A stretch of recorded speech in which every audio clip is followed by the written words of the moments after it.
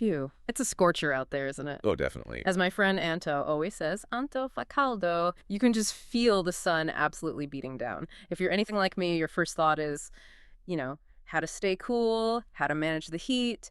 But what about our electric vehicles? We rely on them daily, but, well, the impact of these intense temperatures on their performance, it often flies under the radar. Yeah, it does. It's not just about comfort. It turns out it's a surprising story of physics and chemistry. Indeed.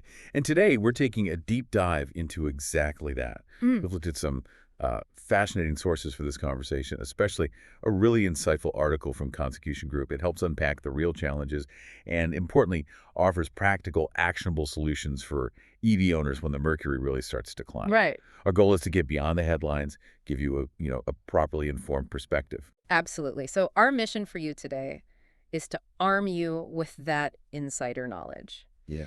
How to truly keep your EV running efficiently, maintain its battery health, whether you're cruising down the highway or just, leaving it parked under the summer sun. Mm-hmm. You'll walk away knowing how to confidently handle those hot summer days. Okay, so let's unpack this. We all kind of get how heat affects us, makes us sluggish, we want shade. Yeah. But how does it impact the very heart of an electric car? Its battery. It's far more than just a minor annoyance, isn't it? Oh, definitely not minor. High summer temperatures fundamentally affect EV range. Mm-hmm. And the core reason, well, it's the direct impact of intense heat on the battery's internal chemistry and physics. Okay. When a lithium-ion battery gets too hot, its internal resistance actually increases quite a bit. Right. Think of it like trying to push water through a pipe that suddenly gets narrower, more energy just gets wasted as heat instead of being delivered efficiently as power. So less power actually gets to the wheels. It's exactly. Less available energy for propulsion, which leads directly to a noticeable drop in range. It's really a battle against thermodynamics. And what's really fascinating here, and this is something our sources from Consecution Group really highlight, is that there's a kind of critical threshold. Like threshold. Yeah, up to about 32 degrees Celsius, which is around 90 Fahrenheit. The loss of range is relatively contained, maybe, around 5%. 5% feels manageable. Right. But things get worse quite quickly beyond that point. At 38 Celsius, that's about 100 Fahrenheit. You could be looking at a significant loss, up to 30% of your car's charge. Wow, 30%. Yeah. And this isn't just about losing power in the moment. It's also about accelerated chemical degradation inside the battery cells. Degradation, so like long-term damage. Sustained high temperatures like that can permanently reduce the battery's overall capacity and its lifespan over time. Okay, that is a powerful statistic. A 30% loss. That's not just a minor inconvenience. That's a serious chunk of your freedom on the road. It could easily mean the difference between making it to your destination or, desperately hunting for a charging station mid-trip. Mm-hmm. Really makes you rethink summer driving with an EV, especially if you picked one specifically for its range. That's a real eye-opener. Precisely. And look, it's true that EVs have these incredibly advanced thermal management systems. Yeah. Often complex liquid cooling, heating loops. Right. The car tries to manage its own temperature. Exactly. It circulates coolant around the battery pack, constantly working to keep it in an optimal temperature window, usually between maybe 20 and 40 degrees Celsius. Huh. But even these sophisticated systems have their limits. Okay. When the outside temperature pushes significantly beyond 40 Celsius, 104 Fahrenheit, the system just struggles to get rid of the heat fast enough. And then? Well, that can lead to overheating, reduced charging speeds because the car actually throttles the power to protect the battery, and in really severe cases, potential long-term damage if you ignore it. Okay, so knowing these thermal realities, what can we actually do? What are the practical, actionable steps our listeners can take? Whether they're planning a trip or just leaving the car parked, it sounds like a big problem, but the sources, like Consecution Group, they offer some really useful advice, right? Yeah, absolutely. To avoid overheating your EV, keep that range up. It's not about not driving in summer, it's about driving smarter. Exactly. While EV batteries, all battery tech, are inherently sensitive to temperature extremes, the good news is that practical steps can make a really substantial difference. It helps preserve your range and your battery health during those scorching summer days. Good. It shifts the focus, from a perceived limitation to just a manageable aspect of owning an EV. And these precautions, these accorgimenti, are fundamental on hot days. Okay, let's walk through some of these tips from the Consecution Group article. They seem really practical, all about empowering you, the owner. First up, they really emphasize monitoring your charge level. On hot days, vigilance is absolutely key. You might not get the same range as on a cooler day, so you need to keep a closer eye on that battery percentage, Yeah, more so than usual. especially if you have a longer journey planned.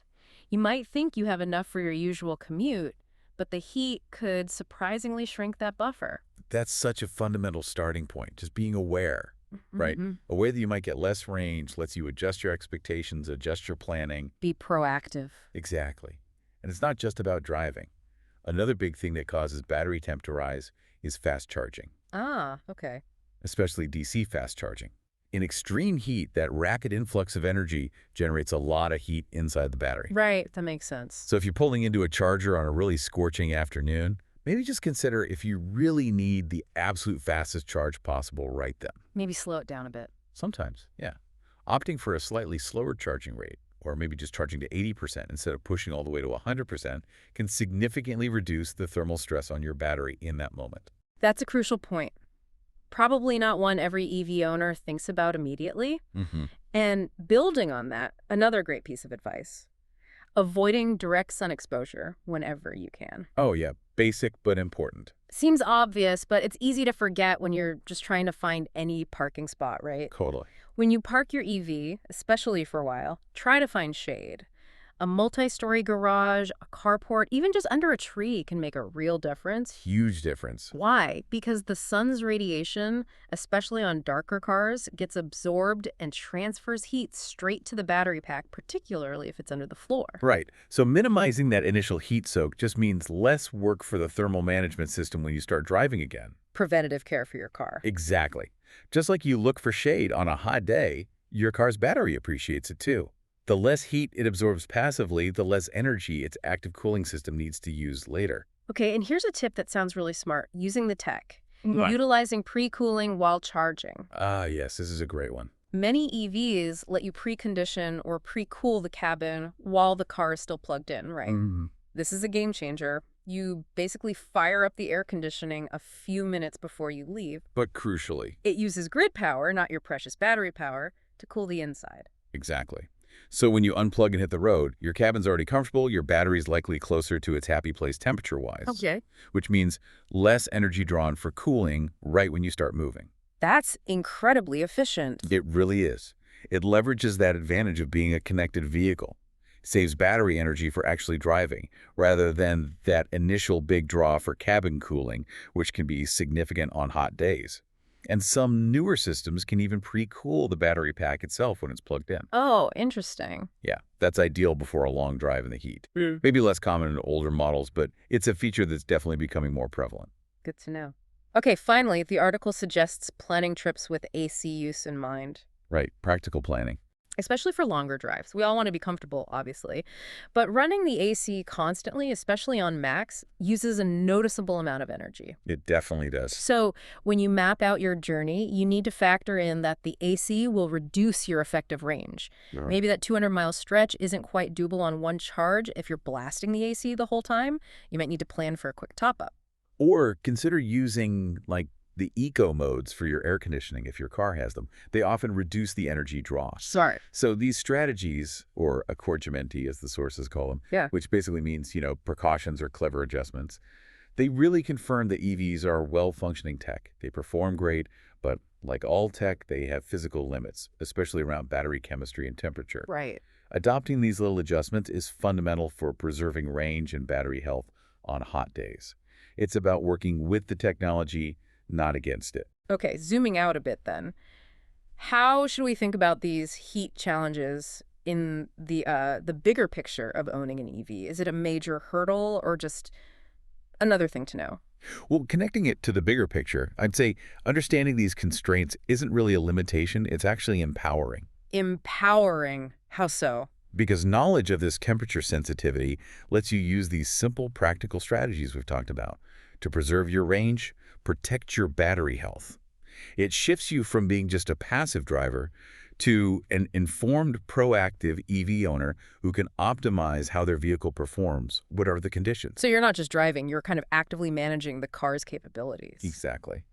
This insight lets you make informed choices about your driving habits, your charging routines, even where you park. Yeah. And, this raises an important point about the future, too. Yeah. Our sources suggest that thermal management technology is just going to keep getting better. We've already seen huge advancements, more efficient cooling fluids, integrated heat pumps that handle both heating and cooling more efficiently for the battery and the cabin, So the tech itself is improving. constantly. Future stuff could include AI-driven thermal optimization, where the car learns your driving patterns and the local climate to proactively manage battery temperature.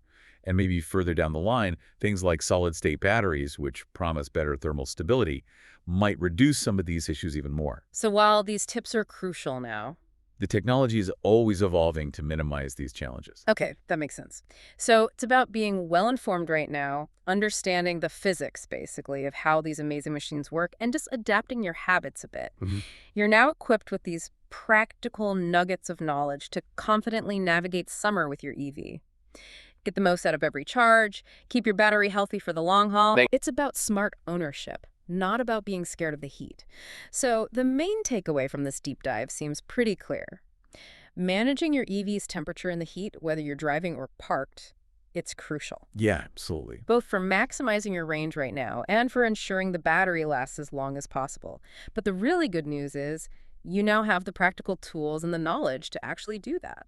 Turns a potential challenge into just a simple, manageable part of owning an EV. Right. And maybe think about how many other technologies in our daily lives are subtly affected by the environment. Like what? Well, like our phones throttling performance when they get too hot in the sun, or solar panels losing a bit of efficiency as they heat up, or even just how the outside temperature affects your home's heating or cooling energy use. Ah, good point. Understanding those relationships, just like we've explored with EVs and heat, it can give us so much more control and insight. Helps us get the most out of everything we rely on. It's a broader lesson, really. Technological literacy. Critical thinking, yeah. Okay, that's it for this deep dive. We really hope you found these insights valuable. If you enjoyed this conversation, please do hit that like button and subscribe to the channel, even if, you guessed it, Let me guess. Antofagasta.